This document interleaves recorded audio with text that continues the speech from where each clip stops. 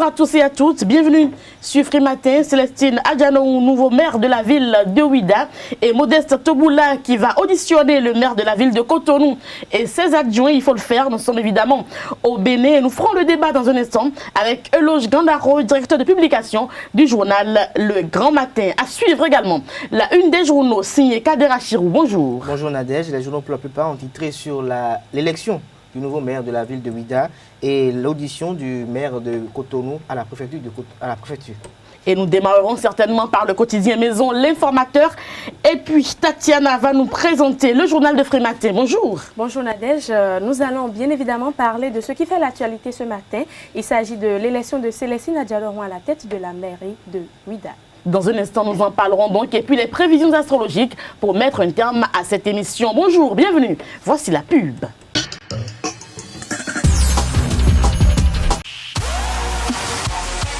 Papa. Oui, ma fille. Tu sais, je t'ai dit qu'après mon bac, je veux devenir journaliste reporter d'images, non? Papa, tu penses m'inscrire où? Esaü. Esaü, papa. Waouh!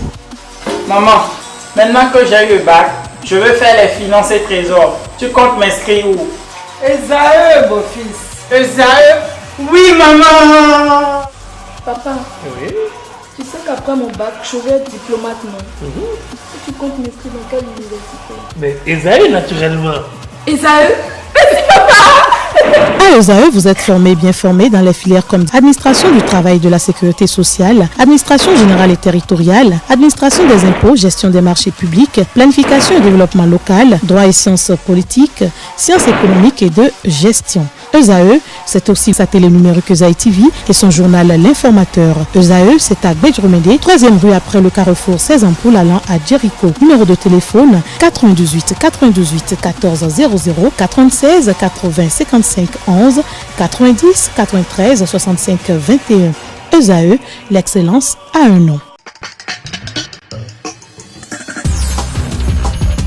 Kader Achirou, à nouveau bonjour. À nouveau bonjour, chers amis internautes, bonjour. L'informateur titre en manchette ce matin. Après sa suspension pour faute grave, Crespin Djibodé s'agite. Toujours à la une du journal, audition ce jour du maire de Cotonou à la préfecture du littoral. Léa Divina-Nsoglo, victime d'acharnement serein, il distribue des tablettes aux meilleurs élèves au baccalauréat 2017. Démarrage de la construction de la route Porto Novo à Komisrete, toujours à la une de l'informateur. Talon concrétise un vieux rêve des porto-noviens. Les pharaons attaquent d'une certaine presse contre les actions sociales du gouvernement. Le prévisible succès du quinquennat de Talon plonge ses détracteurs dans le désarroi. Le routier titre en manchette, création de nouveaux postes au niveau du trafic frontalier, de nouveaux boulevards pour l'évasion fiscale. La boussole, publication par le gouvernement de la liste des faux diplômés. Dossou Adolphe Aïnkpe clarifie son innocence et dénonce les incohérences de cette décision. Talon doit faire rendre gorge. Le confrère de la matinée, mise en place d'une police républicaine en janvier 2018. Patrice Talon bientôt surpris par le temps. Les questions de fond toujours sans réponse. Toujours à la une du journal, tournoi UFOA 2017. Le tirage au sort effectué. Bénin Cap-Vert au Cap Costa, 100 000 $ pour le vainqueur de la compétition. L'événement précis. Élection du nouveau maire suite à la destitution de Séverin Adjovi. Adjanou plébiscité à la tête de Ouida, toujours à la une du journal. Lancement du projet d'adduction d'eau potable de 50 milliards de francs CFA. Talon fait jaillir l'eau des collines, la preuve du respect de la parole donnée. La nouvelle tribune, audition du maire de la ville de Cotonou à la préfecture du littoral. Une procédure disciplinaire expéditive contre Léadi Soglo, toujours à la une du journal. Rencontre avec les agents licenciés des sociétés d'État privatisées. Les actions annoncées par les parlementaires de la minorité toujours attendues. Le Grand Matin, faux diplôme dans l'administration publique. Talon déclare la guerre aux tricheurs et corrompus de la République. Toujours à la une du journal, gestion des affaires publiques à l'ère de la rupture. Le chef de l'État met le cap sur les mesures sociales. Toujours à la une du Grand Matin, commune de Ouida, Célestine Adjanou élu nouveau maire. Le challenge, Luc Atropo à l'occasion du lancement du projet de renforcement du système d'alimentation en eau potable. Je remercie le chef de l'État, Patrice Talon, pour avoir compris que l'eau est la source de vie. Toujours la une du journal. Commune de Ouida, Célestine Adjanaou élu maire et succède à Séverin Adjovi. Soleil levant à présent, projet de renforcement du système d'alimentation en eau potable.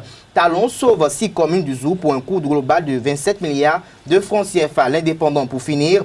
Malgré les attaques, les intrigues et la jalousie de ses adversaires, Sébastien Germain à Javon reste l'homme le plus populaire et le plus aimé au Bénin, constate le confrère. Tout finir, grâce à l'accord sino-béninois de 50 milliards de francs CFA, le gouvernement donne de l'eau potable aux populations de Dassa, Savalou, Banté, Tchao, Glazoué et Ouessé. Merci à vous, Kader Achirou, pour la présentation de la une des journaux. Les journaux qui sont évidemment en ligne et puis disponibles également dans les kiosques partout au Bénin. Tatiana Akpade va nous présenter le journal Sufri Matin dans un instant.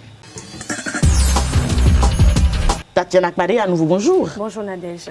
Longtemps attendue, l'élection du maire de la commune de Ouida s'est faite dans l'après-midi de ce jeudi 27 juillet.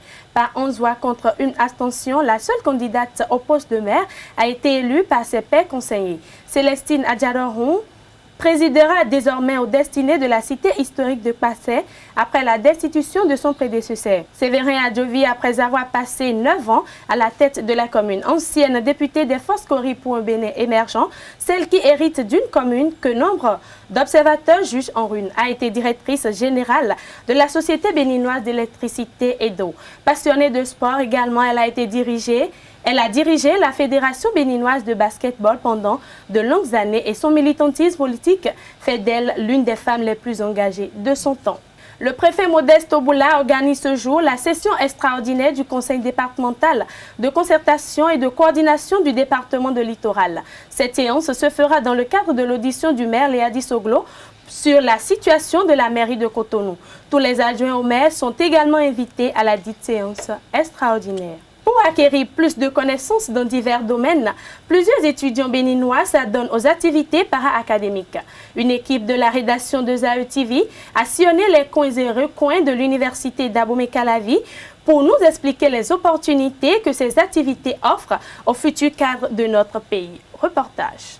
Nous sommes à l'université d'Abomey-Calavi au Bénin, la plus grande université qui compte un nombre impressionnant d'apprenants venus de toutes les localités du Bénin. La plupart de ces étudiants s'adonnent au-delà de leurs études à des activités para-académiques. Le choix n'étant pas anodin pour ces locataires de ce haut lieu de savoir. C'est au cours de leur recrutement qu'un des aînés m'a rencontré. Cet aîné était un ami. Il m'a convaincu de venir à l'Euro, puisque les amphis seuls ne nous permettaient pas de bien réussir ou bien de maîtriser quelque chose de pratique. Donc, ayant des ambitions telles que me développer, avoir l'expérience de développement personnel, le leadership, j'ai décidé de venir à l'Euro. Particulièrement, ce qui m'a motivé à être ici, c'est en fait pour faire la découverte de ce qu'on appelle le graphisme. Parce qu'auparavant, j'entendais parler du graphisme, mais je ne savais pas quoi exactement on met dans le mot graphisme.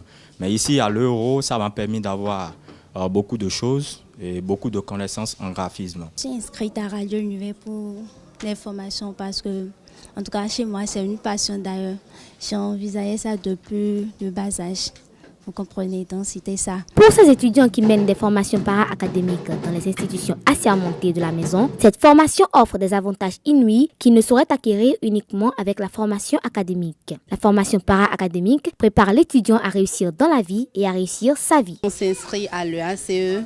S'il choisit par exemple la coiffure, et il aura suivi des formations. Et on donne aussi des attestations ici. Donc quand tu finis, tu as ton attestation et suite à l'attestation, si tu veux avoir ton diplôme, tu as également le diplôme que la mairie nous donne. Ce jour, le héros a formé plusieurs personnalités. Nous avons aujourd'hui Joseph Djogwenou, le président de l'ODEM Guy Constant Eroumi. Nous avons Malik Gominan, l'actuel maire de Parakou, je nomme Charles Tokor, et plein d'autres qui font aujourd'hui la fierté du journal Le Héros. Associer la formation académique et la formation para-académique n'est nullement facile. Le prix à payer est énorme. Sacrifier ses cours aux besoins pour de longues heures d'entraînement afin de la rattraper avec des heures supplémentaires. Le résultat académique est parfois fâcheux pour certains et pour d'autres, on tient bien le coup. Concilier les deux, c'est pas facile. C'est pas facile, c'est difficile, il y a des temps. C'est-à-dire nous passons tout notre temps ici, du matin au soir, mais quand même, on a su gérer. Concilier études et formation professionnelle à l'université, c'est pas du tout la joie. Dans un monde où le problème de chômage devient de plus en plus un os dans la gorge de nos gouvernants, la formation para-académique semble être un tremplin parfait d'insertion dans la vie active. Et pour finir, lors d'une de ces récentes causeries effectuées avec le creuset d'échanges virtuels Info Collecté, Herman Kekere, consultant en politique publique, a démontré que les microcrédits ne sont pas faits pour les pays comme le Bénin. Il est allé loin en affirmant que les microcrédits n'ont jamais développé un pays. On l'écoute pour plus de détails. Actuellement au Bénin, on distribue, je crois, 50 000 francs aux femmes les plus démunies pour leur demander de faire un commerce. Est-ce qu'on est fier de continuer à vendre les beignets au bord de la rue? C'est ça le renforcement du capital humain. Moi, en y réfléchissant, je suis allé chercher le modèle brésilien. Qu'a fait Lula quand il a pris le pouvoir? Il a voulu faire les microfinances. Mais les techniciens lui ont dit, le pays dans lequel on a inventé les microfinances n'est jamais sorti de la pauvreté, c'est le Bangladesh. Ils sont plus pauvres que le Bénin. C'est vrai, ce n'est pas... La microfinance n'a jamais développé une économie. Un pays, citez-moi un seul pays qui a eu une population qui est sortie de la misère grâce aux microfinances. Non. Parce qu'une femme à qui on remet 50 000 francs, honnêtement, au bout de combien d'années il aura de quoi subvenir aux besoins d'un enfant qui est au collège? C'est les beignets au bord de la main, la bouillie là. La solution, ce que moi personnellement je propose, tiré du modèle brésilien, c'est que les parents sont responsabilisés par rapport à la scolarisation des enfants. La loi leur impose de maintenir dans un système de formation. Ça peut être l'école, c'est pas normale, ça peut être une formation professionnelle. En tout cas, jusqu'à l'âge de 17 ans, tu es à l'école. On ne veut pas savoir là où tu es. Mais très tôt, les gens ont compris que pourquoi les enfants quittaient l'école? Parce que les parents n'ont pas les moyens de subvenir aux besoins de l'enfant. Et quand c'est comme ça, le président Lula, il dit les parents auront une subvention mensuelle de l'équivalent de 100 $, 100 ou 80 $, si je me souviens, c'est 80 ou 100 $ par mois, gratuitement. C'est-à-dire, si tu inscris ton enfant à l'école, ton enfant qui a moins de 18 ans à l'école, tu as une subvention de 100 $ par mois. Bingo! Mais ce n'est pas bingo. Ce n'est pas un cadeau. Ce n'est pas un prêt non plus. Si l'enfant, pour une raison qu'on ne veut pas savoir, sort du système éducatif, tu perds la subvention. Première chose. C'est-à-dire, si le système, la base de données dit cet enfant n'est pas revenu à la rentrée, ok? C'est coupé. Tu n'as plus les 100 $. Nadège, ce sera tout pour les informations de ce matin. Merci à vous pour la présentation. Je rappelle que la grande édition du journal est prévue pour 19 h sur Ezawi TV. Place à présent au débat. Nous le ferons avec Kader Achirou et Euloge Gandaro, directeur de publication du journal Le Grand Matin. Euloge Gandaro, bonjour. Bonjour Nadège, bonjour Abdelkader. Bonjour. Vous êtes le directeur de publication du journal Le Grand Matin. Bienvenue donc dans nos murs. Merci. Célestine Adjanou, on l'a attendu longtemps et finalement on connaît le nom du nouveau locataire de la ville de Ouida, de la commune de Ouida. Il s'agit bien de Célestine Adjanou qu'on ne présente plus au Bénin. Qu'est-ce que cela vous inspire? Eh bien, nous ne pouvons que adresser notre félicitation au nouveau maire de Ouida. Si l'élection s'est bien passée, dans les conditions, dans le respect des tests nous ne pouvons que la féliciter et lui souhaiter bon vent, qu'elle puisse être en mesure de relever les grands défis qu'attendent les populations de Ouidah pour le développement de leur commune. Parce que la bataille, ça a assez duré et on pourrait dire que c'est la fin d'un feuilleton. Nous l'espérons bien parce que ça a assez duré, mais il faut quand même le dire. Il ne faut pas que ceux qui hier se sont mis ensemble, ceux qui avaient un adversaire commun et qui ont essayé de l'éliminer, de le faire partir, d'accord, se retournent contre eux-mêmes, divisés, et n'arrivent pas à s'entendre pour la bonne gestion de la commune de Ouidah. Je le dis parce que entre Nyingla et Célestine Adjaraoun, c'était des rivalités. On nous avait dit qu'ils sont du même camp, mais nous avons vu les deux rivaliser d'ardeur pour pouvoir prendre la tête de la commune de Ouidah. Finalement, nous avons appris également qu'ils ont accordé leur violon pour que Adjaraoun soit le candidat ou la candidate unique, ce qui lui a permis de passer le cap. Mais en réalité, vous devez constater qu'au cours de ce vote-là, il y a eu 12 présents, 11 ont voté et puis il y a eu une abstention. Sur 19 conseillers, ça veut dire qu'il y a eu des absents. Certainement, les conseillers qui sont avec Adjovi, du camp d'Adjovi, et on a entendu dire également que certains qui soutenaient Nyingla ont boycotté. Je crois que tout cela, nous finirons par voir clair dedans. Mais une chose est sûre, si ça se passe comme ça, il y a risque que la division persiste et que le combat se poursuit autrement. Parce que ce n'est pas évident que le camp qui a perdu, nous n'avons le fair play manque beaucoup. Les perdants n'ont jamais voulu rester en solidarité ou n'ont jamais travaillé en solidarité avec les gagnants. C'est très rare au Bénin ici. Donc je crains beaucoup que ce combat que nous considérons comme un combat qui s'est achevé, qui allait à sa fin, et que maintenant les conseils vont rester ensemble et penser développement, nous craignons que le même combat se poursuive pour des questions d'intérêt. Alors, Kader Achirou, l'ancien maire de la ville de Ouidah, Séverin Adjovi, a promis qu'il va accompagner l'équipe en place. Il est à la touche maintenant. Est-ce que vous pensez qu'il accompagnera vraiment Célestine Adjaraoun pour le bien quand même de la commune de Ouidah? Je pense qu'on n'a plus besoin de l'expertise de Séverin Adjovi pour développer Ouidah.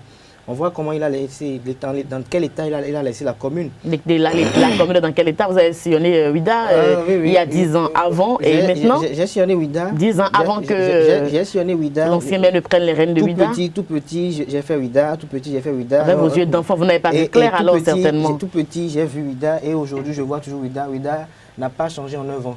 N'a pas changé concrètement en 9 ans. Quand on parle de développement, Ouidah a beaucoup évolué. Quand on parle de développement, je pense que Ouidah n'a pas changé.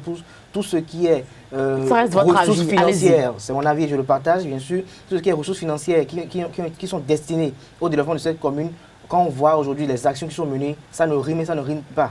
Alors, pour venir à Célestine Adjaraoun, qui est élue maire, je pense que de son côté aussi, ce n'est pas une question de bataille. Ce n'est pas une bataille qu'elle a remportée parce que pour la plupart de ses conseillers, c'est comme si c'est une bataille qui a été remportée.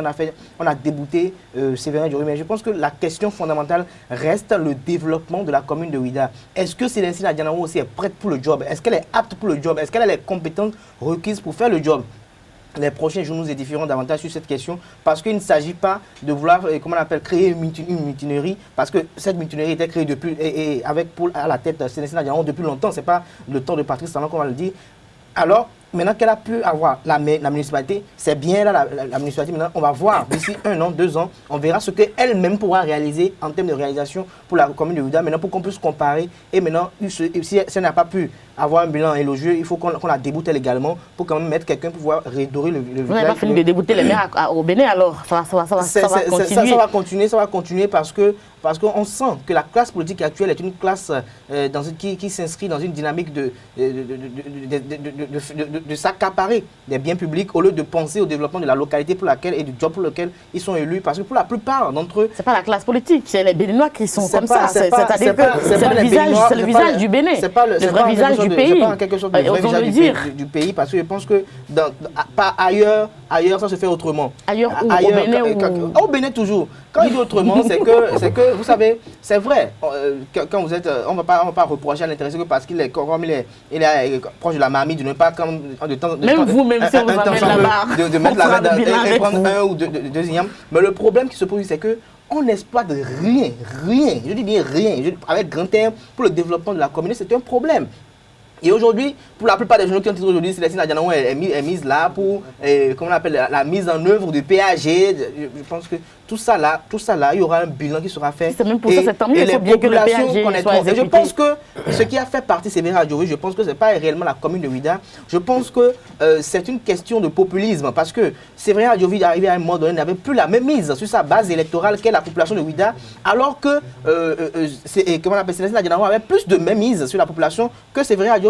Alors c'est ce que veut quand même le gouvernement en place, avoir à sa cause et à son actif des personnes qui ont quand même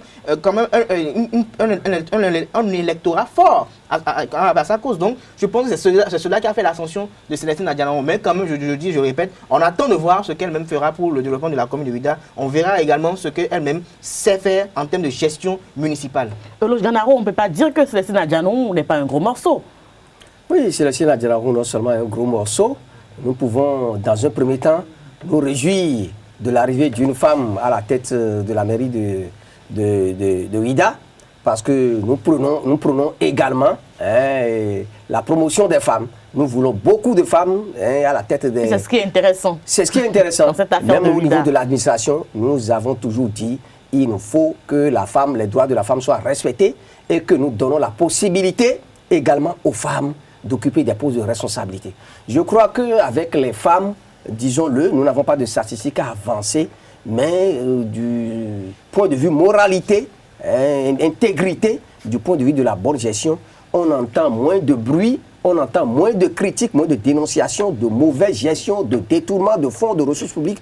On en entend moins avec les femmes qu'avec les hommes. Je le dis, au Bénin ici, d'accord, généralement. Vous voyez, c'est facile d'entendre que tel directeur de société, tel DG de société, tel ministre, vraiment mal géré, les ressources à détourner, ceci. Mais combien de femmes ont été épinglées, ont été appréhendées, ont été poursuivies, voyez. Donc, elles ne sont pas nombreuses. Donc je dis, il faut donner la possibilité aux femmes également de gérer les ressources du pays. Avec les femmes, la femme, elle a la crainte du bien public. Et la femme, d'accord, est moins tentée par la mainmise sur les biens publics. Donc il faut leur donner la possibilité. Beaucoup de maires à la tête des communes, nous le souhaitons. Effectivement, donc nous devons saluer l'arrivée de Adjaragon à la tête de la mairie de Cotonou. Mais maintenant, après avoir salué ça, il faut que la politique seule ne soit pas dans le jeu. Qu'elle soit capable, parce que tout ce qu'on a reproché au maire Adjovi pour le faire partie, gestion opaque, détournement de ceci, cela, les thèmes qui sont précis en général, qui reviennent chaque fois, oui. Il ne faudrait pas que quelques mois après, quelques années après, nous soyons là à reprocher les mêmes choses. Pour rappeler les mêmes choses. Le défi est grand et il faut qu'elle se mette très tôt à la tâche pour pouvoir relever les défis en question. Eloge Ganaro, le second sujet qui nous intéresse ce matin dans le débat, c'est bien évidemment le fait que le maire de la commune de Cotonou est attendu à la préfecture avec le préfet Modeste Toboula. Oh, décidément, nous n'en finirons pas avec le sacré Toboula. Modeste Toboula, sacré Toboula. Il n'y a que lui, le Tout-Puissant. Des problèmes par-ci, des problèmes par-là. Bon, nous voudrions bien espérer qu'il aura plus de peur que de mal, parce que si ce n'est que des conflits politiques, des règlements de compte politiques entre le préfet Toboula et le maire de Cotonou, je ne vois pas l'intérêt que les populations de Cotonou vont en tirer. Je sais que plusieurs fois le maire a été invité, depuis l'avènement du pouvoir de Talon, plusieurs fois le maire a été invité, convoqué à la préfecture. Ils ont eu des discussions il y a des discussions entre lui et le préfet de Cotonou. Bon, si c'est pour le bien de la ville, si c'est pour réfléchir, si c'est pour corriger ce qu'on considère comme erreur, comme le mal, c'est une bonne chose. Le préfet aime bien voir le maire dans ses murs. Je ne crois pas que c'est pour aller mettre le maire sur le banc des accusés, c'est pour lui faire un procès. Maintenant, on a entendu dire que c'est à la suite de 4 missions d'audit commanditées à la mairie de Cotonou que cette fois-ci, le maire a été convoqué pour un conseil extraordinaire de concertation, de coordination. Donc, conseil au cours duquel on va l'auditionner. Bon, je dis, je dis une chose, s'il y a des preuves établies, s'il y a des raisons vraiment valables, fondées, d'accord, de reprocher des choses au maire, s'il y a des fautes graves, s'il y a des erreurs qui compromettent l'avenir de la ville de Cotonou ou des questions de détournement, je suis d'accord que le préfet, lui, en discute, au lieu que ça soit un conflit, au lieu que ça soit des armes braquées sur la mairie, je veux bien que le préfet en discute avec le maire pour qu'il trouve un terrain d'entente pour corriger ce qui est corrigeable. Mais si c'est toujours la bataille, les querelles d'intérêt, les querelles politiques qui vont se poursuivre, je crois que ça n'arrange pas la ville de Cotonou et ça ne peut pas faire avancer le Bénin. Kadera Chirou?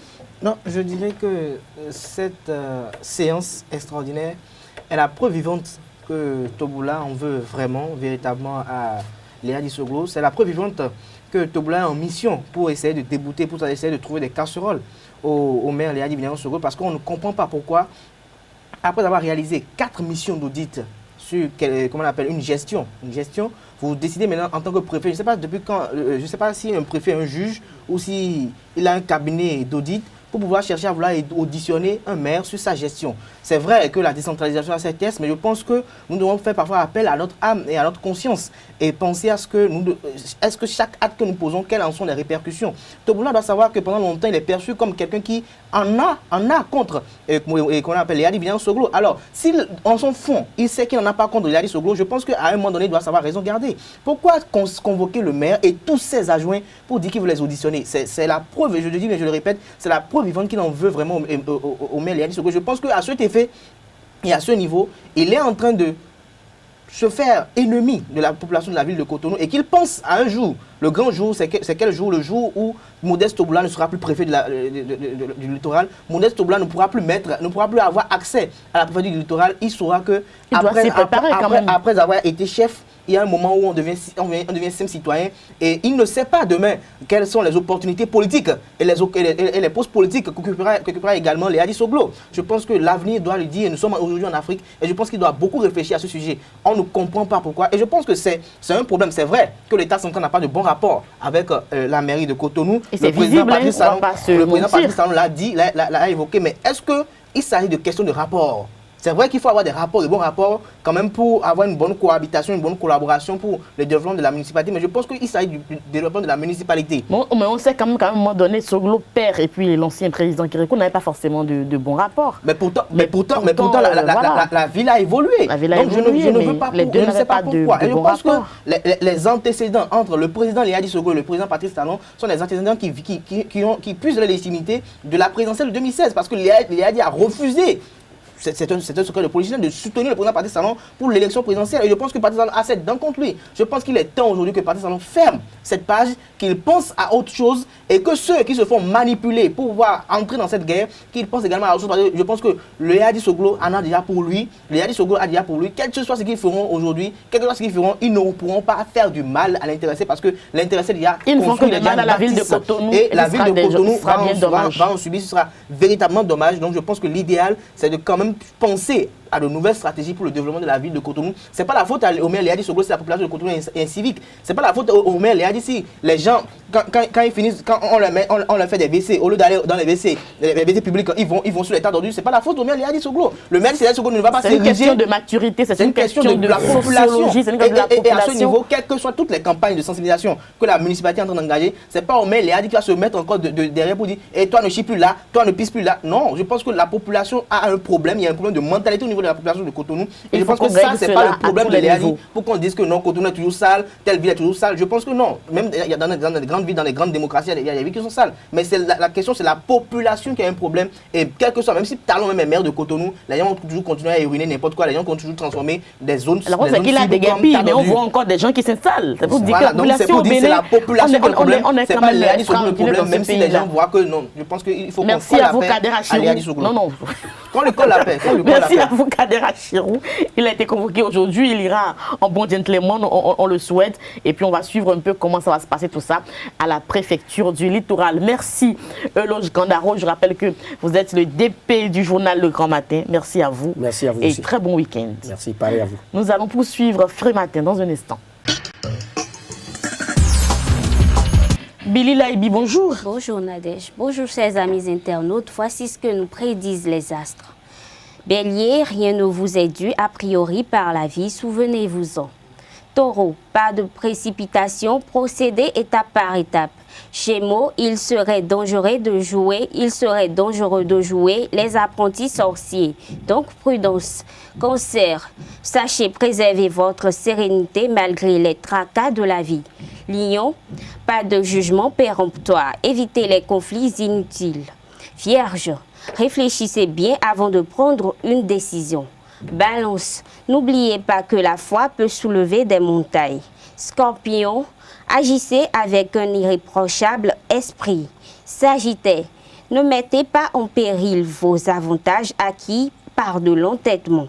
Capricorne, restez simplement attentif à ce qui se passe autour de vous. Verseau, ne remettez pas sur le tapis les vieux griefs et les vieilles rancunes. Poisson, soyez conciliant avec votre entourage. Ce sera tout pour la prédiction des astres de ce jour.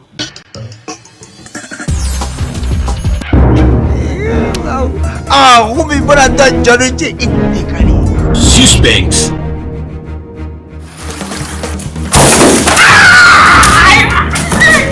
Papa, mais qu'est-ce qu'il t'a fait?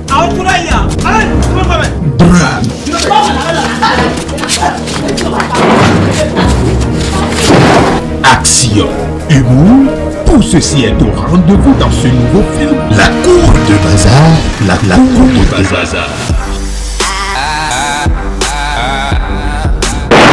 Bazar, tu vas laisser nous 5 secondes, moi.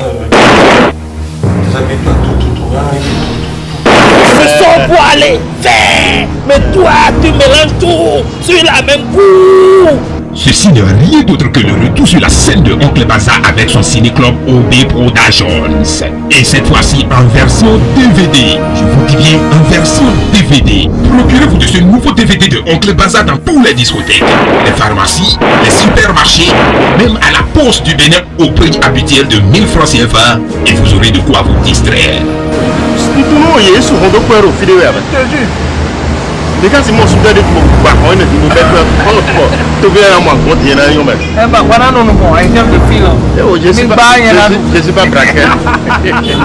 On va se retrouver lundi pour un autre numéro de la page horoscope et des frais matins aussi. Merci à tous pour l'attention.